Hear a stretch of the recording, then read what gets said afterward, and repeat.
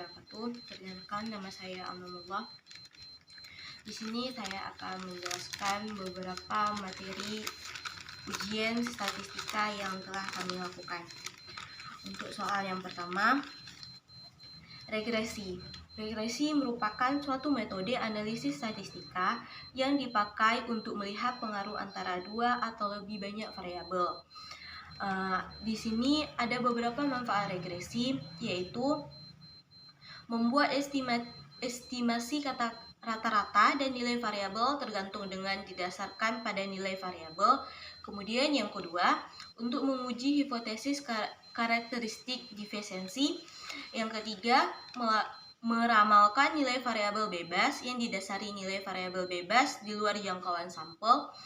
Yang keempat, untuk melihat hubungan dua variabel. Kemudian untuk yang soal kedua, uji T. Uji T dikenal dengan uji parsial, yaitu untuk menguji bagaimana pengaruh masing-masing variabel bebasnya secara sendiri-sendiri terhadap variabel berikutnya. Terhadap variabel yang terikat.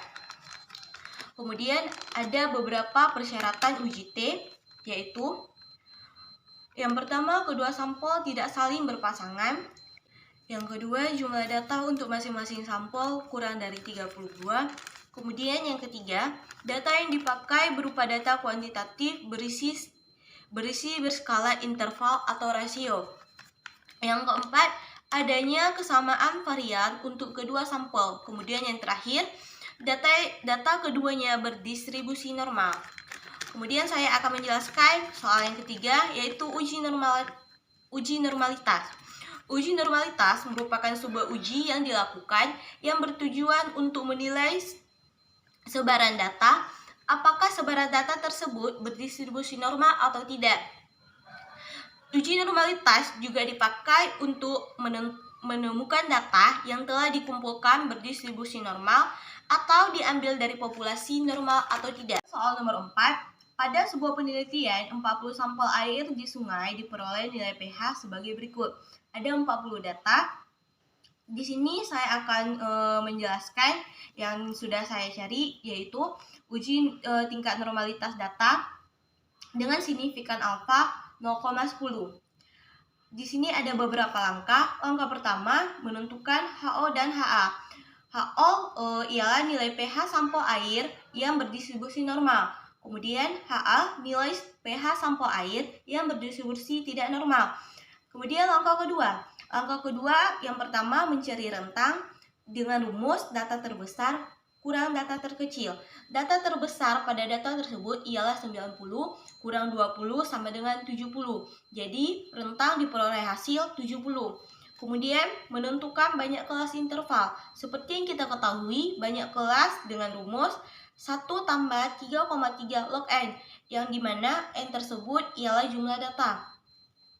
Di sini dimasukkan angka yang diperoleh hasil 6,28 yang saya buatkan menjadi 7. Jadi banyak kelas pada data tersebut ialah 7. Kemudian menentukan panjang kelas interval yang rumusnya rentang per banyak kelas. Yang rentang tersebut 70 kemudian dibagi dengan 7 sama dengan 10. Yang dimana hasilnya ialah panjang kelas interval ialah 10.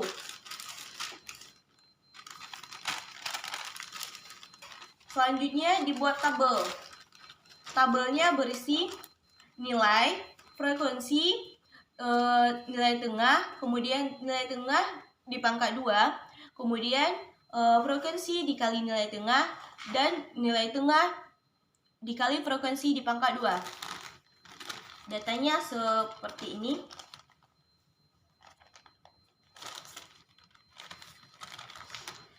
Ya, dibuat tabel. Tabelnya kurang lebih seperti ini. Di sini ada nilai, di sini ada frekuensi, di sini nilai tengah, yang dimana untuk mencari nilai tengah dijumlahkan kemudian dibagi 2, batas bawah dan batas atasnya.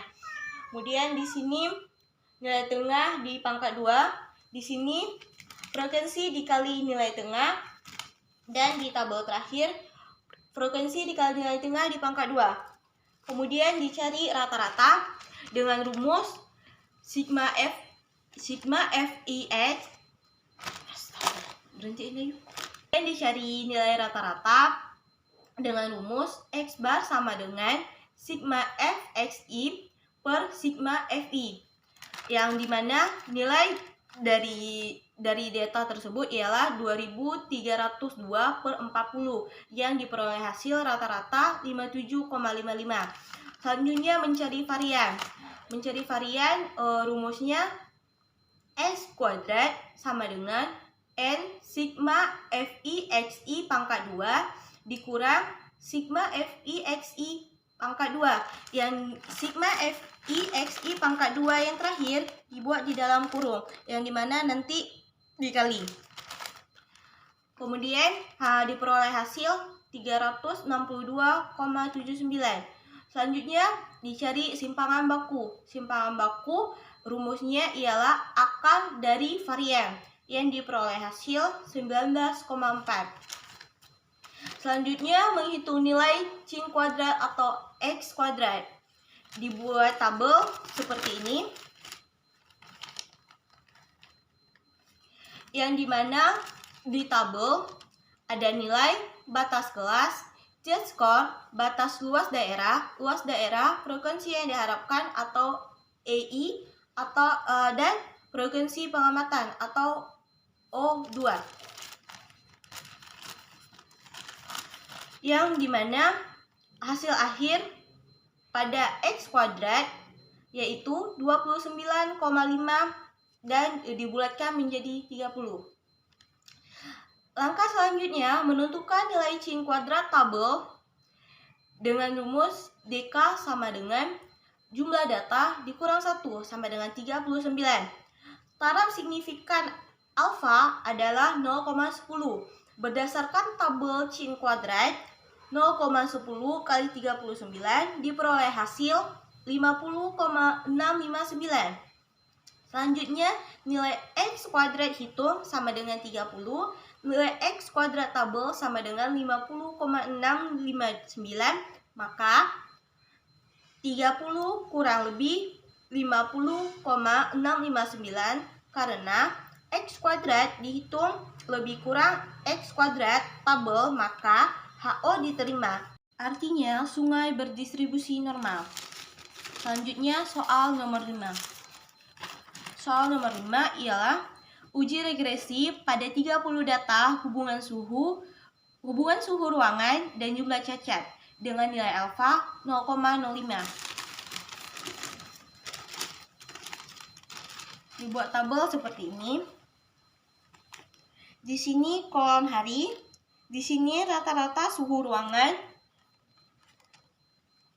Rata-rata suhu ruangan yang disimbolkan X. Kemudian jumlah cacat yang disimbolkan Y. Di sini perkalian antara X dan Y. Di sini X kuadrat yang nilai X di sini dikuadratkan.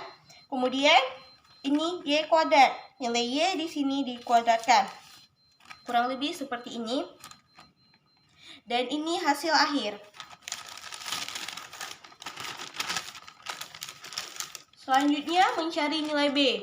Mencari nilai B, rumusnya B sama dengan N dalam kurung sigma XY dikurang dalam kurung sigma X dalam kurung sigma Y per N dalam kurung sigma X kuadrat dikurang dalam kurung sigma X kuadrat. Seperti ini. Diperoleh hasil 0,84. Selanjutnya mencari nilai A. Mencari nilai A rumusnya ialah A sama dengan sigma YB dalam kurung sigma X per N. Diperoleh hasil minus 8,9. Selanjutnya persamaan regresi. Yang pertama menghitung nilai R.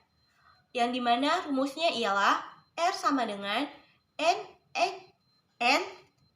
sigma XY dikurang sigma X dikali sigma Y per akar N sigma X kuadrat dikurang dalam kurung sigma X kuadrat. Yang terakhir mencari nilai F, yang dimana rumusnya R kuadrat dalam kurung N kurang M kurang 1 per M dalam kurung 1 kurang R kuadrat, dan diperoleh hasil 0,034.